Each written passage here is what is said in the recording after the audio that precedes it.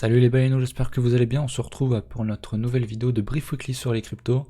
Alors juste un petit point, j'espère que le son est ok maintenant. Capet m'a donné 2-3 conseils pour améliorer tout ça, ça devrait être bien meilleur. Même s'il devrait y avoir encore un petit peu de bruit de fond, parce que le micro est très sensible. Alors, on est en weekly, mais je vais passer en 5D, pour même en 3D d'ailleurs. Donc une bougie égale 3 jours.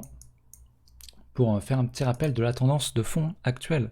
Il ne faut pas l'oublier malgré les belles bougies vertes qu'on a. Notre tendance de fond elle est toujours baissière, ok. Donc nos plus hauts sont de plus en plus bas, ok, comme ceci. Jusqu'à preuve de contraire ici, on ne fait pas de plus haut ici, donc on ne break pas 10 300 et quelques. Et nos plus bas sont de plus en plus bas, donc ça nous montre bien qu'on est dans une tendance baissière assez forte, tendance de fond. Mais c'est pas pour autant qu'on ne peut pas jouer un petit mouvement aussi ici. Je vais retourner en weekly. On avait en plus une... je l'avais pas vu. De toute façon, je l'aurais pas trade comme ça. On avait une belle divergence ici. Je vais agrandir ça. Divergence haussière. Sur notre MACD, mais je pense qu'on avait quelque chose d'équivalent sur le RSI. Donc on voit ici sur notre MACD, on avait formé un plus bas et un deuxième creux, mais plus haut que le précédent. Alors que sur le cours, on a l'inverse. Ici, on fait donc un plus bas, alors qu'ici, on fait un plus haut.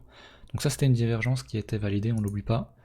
Elle se valide uniquement ici, une fois qu'on a break et clôturé au-dessus de ce point-là. Donc à savoir ici, on avait notre divergence confirmée, donc à l'ouverture le 6 janvier. Mais moi, j'aimais pas trop ça de toute façon, parce qu'on n'avait pas de vraie structure en weekly. Hop, je vais supprimer ça. En weekly, on n'avait pas vraiment de structure, je vous ai parlé la dernière fois des W. Moi, je veux voir quelque chose comme ça. Qu'on n'a pas vraiment eu, ça je trouvais ça pas très beau, donc je l'aurais pas pris de toute façon pour du long terme. Surtout que voilà, on n'était pas dans une zone très intéressante selon moi. Donc on a notre reload zone, d'achat ici, que je rappelle. Fibo. Donc notre reload zone, c'est notre zone entre les 61,8 et les 78,6% de retracement de Fibo. Donc je vais repasser ça sur mon template, voilà, donc c'est bien cette zone là. Et on a buté juste dessus. Moi je préfère avoir une belle structure, une belle div à l'intérieur, donc admettons qu'on fasse quelque chose comme ça. Si derrière on a une divergence ici, et qu'on nous fait un beau W ici, ça sera un beau signal d'achat selon moi. Ici j'étais un petit peu sceptique, alors j'ai acheté comme je vous l'ai dit la semaine dernière je crois, ou sur Twitter j'ai pris le petit pullback. J'ai joué quelques longues en intraday, donc c'était quand même sympa. En weekly, on voit donc qu'on a buté sur le 38,2%, donc qui est notre first stop, notre premier arrêt. Pour l'instant, on bute dessus, même légèrement en dessous, hein, on ne l'a pas vraiment touché. Même si je le place bien comme il faut, on a encore un petit peu d'espace pour aller chercher ça. On va aller regarder en daily. En daily, on voit qu'il y a un petit peu d'espace, en effet. Donc à faire attention, on n'a pas de divergence. Pas de divergence ici, je vais baisser ça. En daily, d'ailleurs c'est pas le bon chart, celui-là est mieux. Hop, donc en daily on est dans notre reload zone ici, donc par rapport à notre top à 10 300. Donc comme je l'ai expliqué la dernière fois, reload zone short, donc c'est le pire endroit pour acheter. Si vraiment vous voulez acheter, attendez un retracement, attendez qu'on aille, je sais pas moi, si vous avez des signaux boules, cette zone là, ou peut-être même pourquoi pas notre first stop. First stop ici, éventuellement, ça correspond à un bon support ici, les 50% sur notre ancien support de pullback. Ça peut être intéressant d'acheter ici si vous avez des signaux, mais ici c'est vraiment le pire endroit pour acheter pour du swing, en tout cas pour du long terme. Si vous voulez faire de l'intraday, à la limite, pourquoi pas. Mais ici, pire endroit pour acheter. Hein. Comme j'ai dit, pour l'instant on rejette, donc c'est à suivre. C'est à suivre pour l'instant. Je voulais vous parler aussi, j'en avais pas parlé les fois dernières, de nos gaps, de nos gaps sur les CME, sur nos contrats à terme de Bitcoin. Donc c'est ce qui est en vert. Donc on voit un gap, c'est un trou tout simplement ici, un trou qui n'a pas été comblé ici, donc à 11 800, 11 700 à peu près. Donc on n'est pas venu le retravailler. Par exemple, si je prends un gap ici on avait un joli gap qu'on est venu close derrière, qu'on est venu combler, comme on dit. Donc moi ce que je veux voir c'est une clôture.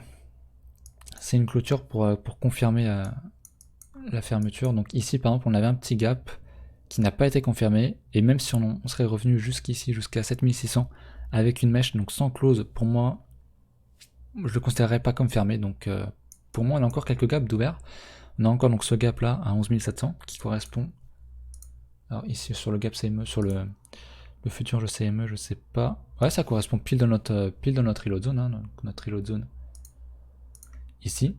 Donc pourquoi pas, ça se tente, hein, ça peut servir. Alors c'est pas une raison de trade, c'est pas parce qu'on a un gap ouvert ici qu'il faut se dire ok donc on va forcément aller ici, j'achète et puis je vends quand on est dedans. Non, c'est pas suffisant, il faut encadrer son trade un petit peu mieux que ça. Par contre moi je m'en sers de temps en temps quand même pour me servir de target, surtout s'il est dans une reload zone. Donc j'exclus pas le fait qu'on puisse revenir dans cette zone, chercher ça, venir combler ce gap. On en a un peu plus bas, donc pourquoi pas revenir tester par ici pour remonter derrière. On a celui-là qui est immonde. Donc ici on a fait une mèche derrière, on voit qu'il y a un beau gap. Ici donc le gap c'est entre ces deux bougies, entre le 10 et le 13 mai. Ah oui, il y a eu une fermeture forcément le week-end. On est venu derrière faire une belle mèche, mais pour moi ce n'est pas comblé. Quand je vous ai dit je veux un close, ici on n'est pas allé suffisamment bas pour que je le considère comme fermé ce gap. Donc c'est à suivre.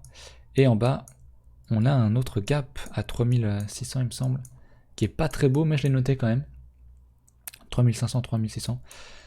Pourquoi pas venir aller combler. Donc c'est pas, ça veut pas dire qu'on doit absolument le combler, surtout que celui-là est très petit.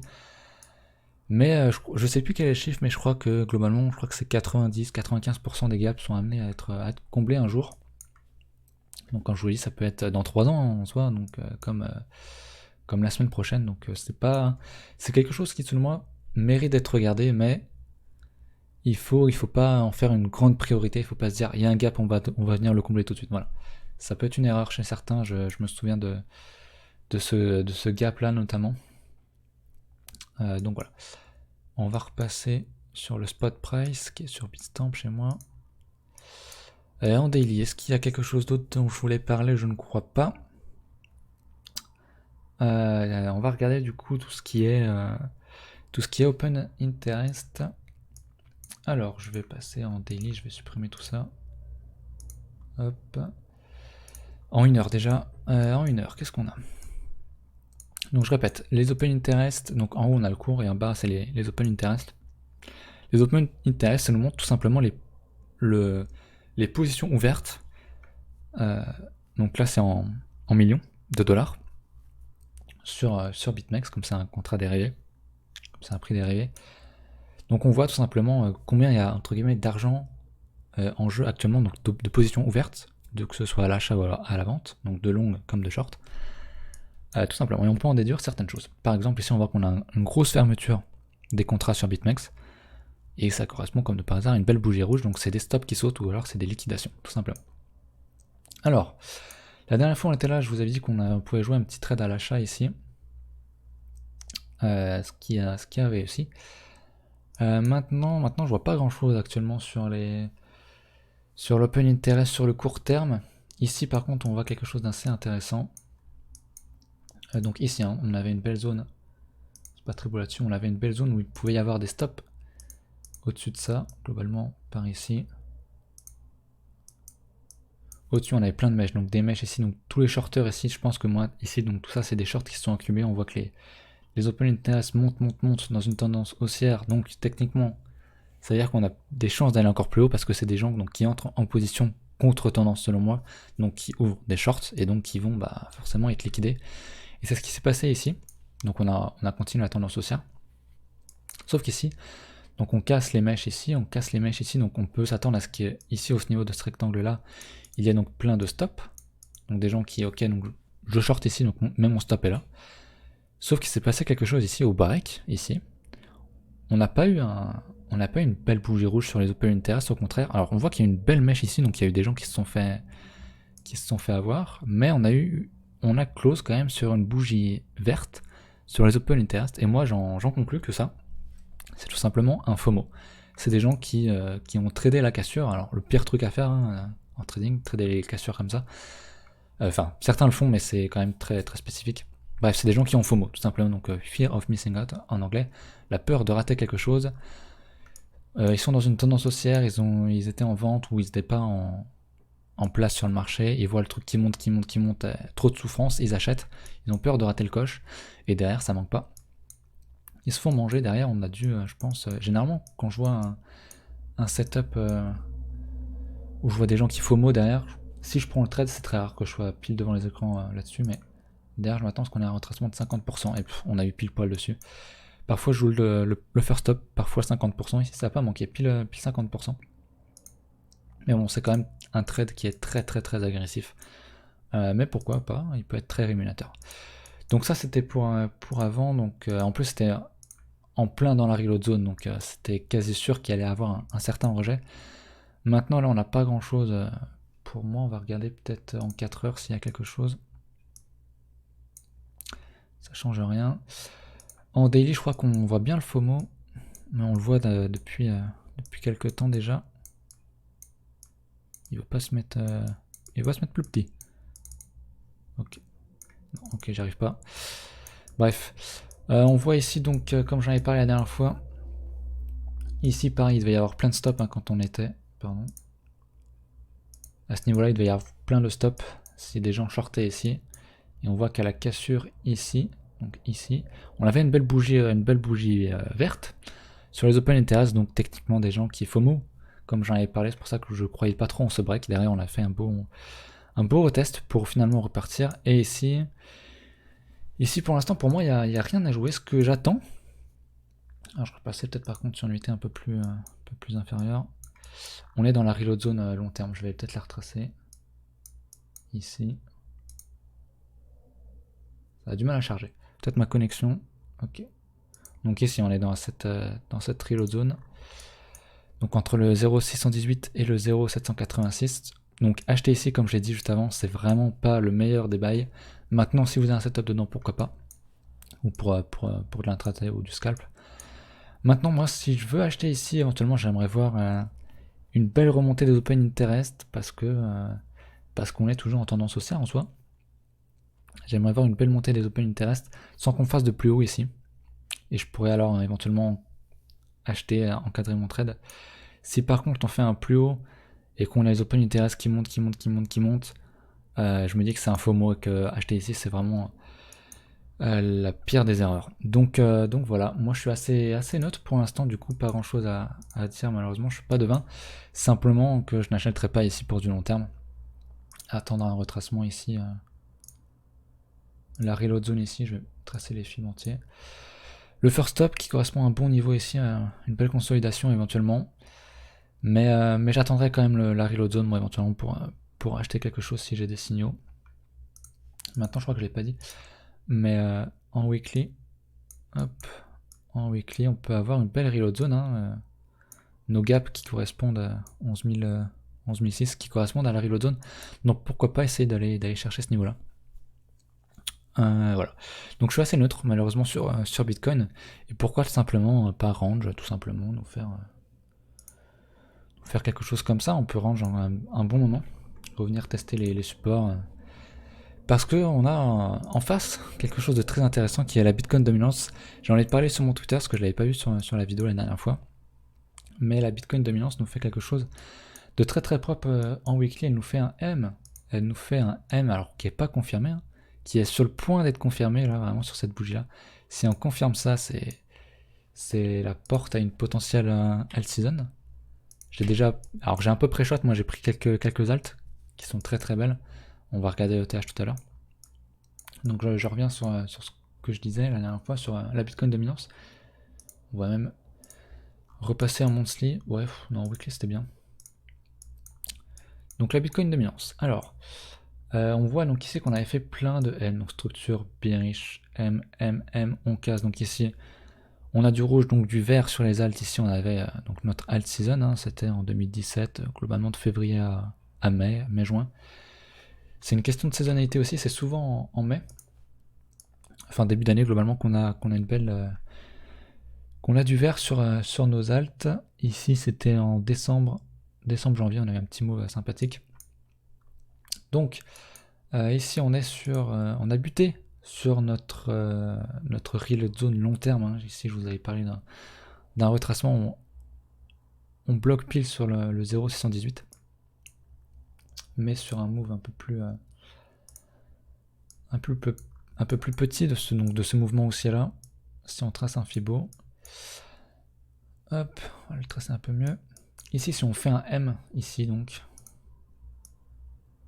toujours tendance haussière, donc attention, ça ne veut pas dire qu'on va revenir à très très bas, mais je pense qu'on a une chance de venir potentiellement retester notre first stop ici, donc le 0,382, ce qui nous ferait une belle vague haussière, je pense, sur nos alts. Et en ce moment même, nos alts, donc là c'est ETH, hein, je la prends comme alt majeur, mais ça marche sur toutes les alts globalement. Nos alts sont belles, j'en ai parlé la dernière fois, d'un potentiel W du coup sur nos alts. ETH ici commence à potentiellement venir former un W, alors il faudra confirmer, je vais le retracer. Hop, comme ceci peut nous faire un beau W, donc si on casse ce niveau-là. Donc c'est à confirmer, bien sûr on l'a pas, il n'est que potentiel actuellement, tout comme notre divergence ici. Hop, on voit qu'on fait un plus haut sur notre MACD, alors que sur le cours, on a un plus bas, donc divergence potentielle, elle sera confirmée qu'au niveau du trait jaune, donc je pense pas malheureusement je pense pas qu'elle confirme avant qu'on fasse un W, mais comme c'est un W weekly, je le prendrai à l'achat personnellement sur les alts s'il arrive, et on peut espérer pareil hein, ici un retour sur notre first stop, le 38,2%, ce qui nous ferait un beau retracement, parce qu'on est toujours en tendance baissière, faut pas l'oublier, mais on peut quand même jouer un beau retracement ici sur ETH, ça nous ferait un 140%, mais avec 30% de perte, donc un risque reward pardon, de 4,56, donc ça peut être très intéressant. Donc les alts, attention, je pense qu'il y a un potentiel move qui peut se faire. Donc moi je suis dans les alts, j'en ai pris un petit peu tout simplement, voilà. Donc je regarde mes notes et je crois que j'ai parlé d'un petit peu tout, malheureusement l'open interest, pas grand chose à dire, va falloir attendre un peu, je vous tiendrai au courant sur mon Twitter, je le mets dans la description. Mais on est un peu dans une zone de non-trade hein, ici, faut pas toucher, en tout cas si vous voulez être sur du long terme, je pense que hop, faut pas oublier qu'on est dans notre îlot zone ici, moi je toucherai pas à ça. Hop. Tant qu'on s'en sort pas d'ici, qu'on vient pas plus bas, je verrai pas d'achat long terme en tout cas pour moi. On peut très bien aller chercher notre reload zone en haut, mais c'est pas grave. Je dois façon un petit peu de BTC encore acheter au retest ici à 7800. Donc voilà. Je vais pas m'éterniser, faites attention à ce que vous faites, gérez votre risque, c'est le plus important. Et puis on se retrouve la semaine prochaine pour la suite de notre weekly. J'espère que nos alts auront bougé, qu'on aura du neuf là-dessus. Et puis je vous invite à rejoindre le Discord, à rejoindre la communauté, le lien est dans la description. Suivre la baleine sur Twitter, me suivre sur Twitter où je tiendrai quelques petites updates si jamais il y a du mouvement. Et on se retrouve la semaine prochaine. Bon trade.